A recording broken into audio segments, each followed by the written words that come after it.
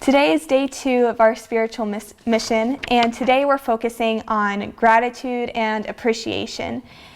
In Isaiah, we hear, "I, the Lord, have called you for the victory of justice. I have grasped you by the hand, I formed you, and set you as a covenant of the people, a light for the nations." And I love this verse because it's one full of hope and full of joy that God is so close to us, and He has given us purpose in our lives. You know, He calls us to be a light for the nations and gives us the gifts and talents we need to do that. And I think the students who have gone on mission trips have really experienced a lot of gratitude and appreciation and noticed, wow, God has such a great purpose for my life, and they better are able to understand that through the mission trips and then go and continue to serve the people around them afterwards. So today we have Annie with us, and Annie is an alumni of AVE and went to Mexico last year. Mm-hmm. And I'm very happy that you're here with us today, Annie. Thank you for being here. Yes, Katie, thanks for having me. Yeah, so can you tell us a little bit about your experience in Mexico? Yes, I can. So I went to Mexico and honestly forgot that I was going to be going to Mexico, which was great. I remember, so it was a spring break trip. We were going to Mexico City. It was an all-girls trip. Oh, nice. Obviously, we were going to stay with the Missionaries of Charity. And the week before, I was like, oh, I'm going on that mission trip. Okay. Just because there's a lot going on. Yeah. So it was I always envisioned having this big lead up of, super intense prayer and blah, blah, blah. But life just kind of held the formation that I needed. And I remember being in the airport with Jen C, who was our chaperone, and I was like, okay, so where are we going? What are we doing? It's kind of fun, sort of just out of the blue, all right, I guess we're going, just kind of see what we see. Right, which was really beautiful for me because I'm a planner and I like to be in control. Yeah, so I bet that was a really good thing. Yes, and I will never again in my life most likely go on a trip where I know nothing that is going on, especially a trip out of the country, because it was I applied, was really excited, and then life got crazy. It was my senior year, all this stuff, and actually it was nuts because the weekend we got back was when schools across the country started shutting down because of the pandemic. Oh gosh. So my now fiance at the time boyfriend, was supposed to go to Europe for spring break for a trip, and that got canceled right before we left for Mexico. Oh, so there was definitely a lot going on, kind of underlying of should we be going? Shouldn't we be going? What's gonna happen? But COVID isn't that big of a deal, right? So it was crazy, but it was the spiritual climate was perfect because it was just this huge opportunity to surrender and to be nope, fear, you can't have my life, and I'm gonna love, and I'm gonna be present in the moment, and I don't know what we're doing an hour from now or even 2 days from now, but Lord, I know you're already there, so it's good. Wow, no, it sounds like there was just so much trust there in divine providence, and trust in the people who are with you, we're gonna be all right. Mm-hmm. And did this how did you notice yourself becoming more thankful and I don't know, happy through this? Because I can see you were so joyful throughout this experience, even though it was so unplanned. Can you talk a little bit about how you found gratitude in this unlikely situation? Yeah, for sure. It was so beautiful. So I remember when we got there, and I had never really been out of the country before, let alone in a third world country, and everything is just different. Just the sounds and the smells and the sights, the sky. Kind of just shocking. Right, totally. I just remember not being able to even see the blue of the sky because of all the pollution, and I was wow, this is crazy. So immediately I was just in this, which is really disorienting, but it brought me to wow, I'm so thankful for where I live and how I grew up and all of these things.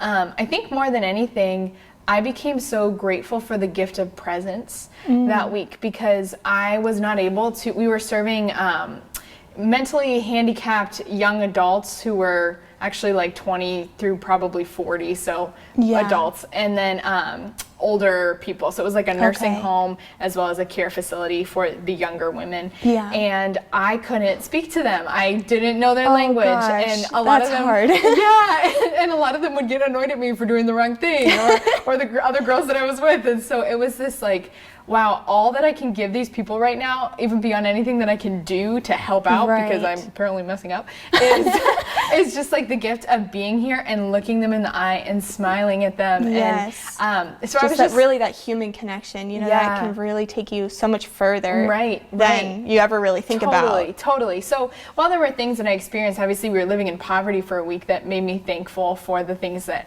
I have here and just the gifts from Yeah. the Lord. That was the biggest gratitude moment of, wow, I have so much to offer this world through my presence because of just who Jesus has made me to be, and also like the gift Absolutely. of the presence of the women that I was serving, and just like connecting with them, even just by making eye contact or, you know, whatever on that Yeah. level was really cool. That is beautiful. Oh my goodness. Mm-hmm. Wow. So it really sounds like just by being able to like take a step back from Mm-hmm. your everyday life and being in a different circumstance where like there's nothing else you can do besides just be with another person Mm-hmm. Right. and connect with them on that human level with a Right. smile or whatever Right. else, just really helped you to be grateful for like the little things. Yeah. How were you able to come back from your mission trip and continue to experience that gratitude, or how do you continue to experience gratitude now from what you learned? Yeah, I think so much of it has just been this letting go of expectation. That was a big thing that I took away from my mission trip, was that I can live freely in the moment and just receive what the Lord has for me in this moment and trust what's coming next. And a way that I think we can do that really well is by being thankful for what is in the moment, and that releases us to live in joy. So Yeah.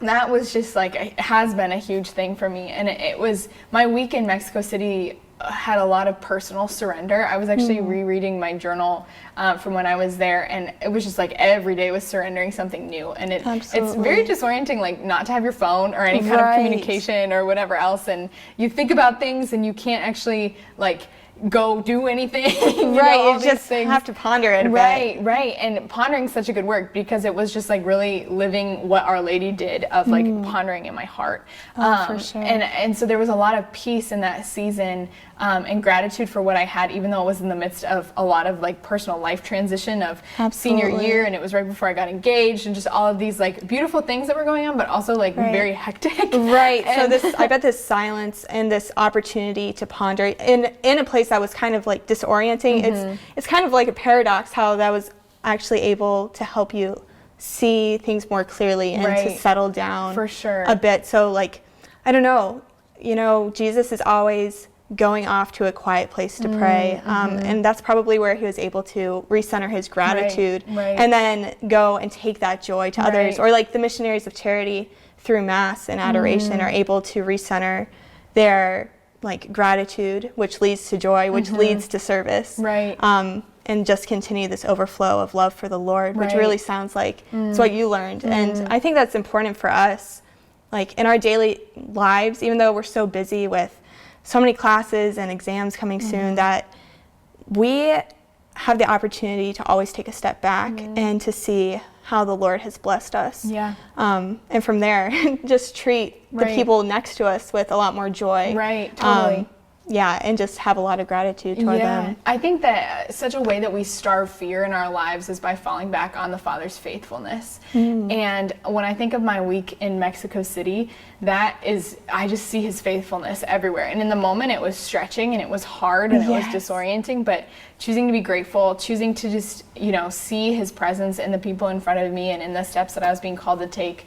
Now I think about that time when I'm unsure about a decision that I'm called to make or whatever else, and I just remember how that's one of the times of my life that I just so concretely remember the presence of God being there. And it's That's like, God, you're not gonna let me down. Like you Yeah. continue to lead me, you continue to be present in my life. And by remembering the times that he's faithful, like those moments aren't just for those moments in themselves. Those moments are for now. Those moments Forever. are for 5 years from now. Right, exactly. Yes. So I love honoring that season, that week, and just continued gratitude for that and bringing that into my now every day. Oh, that's so wonderful, Annie. Thank you for sharing that with us. Yes. And yeah, I just invite everyone this week, especially like this week is Holy Week. Let's make sure we take some time to reflect and ponder all the wonderful gifts that God has given us, especially Jesus giving his whole self, his whole life for us in his passion and death and resurrection.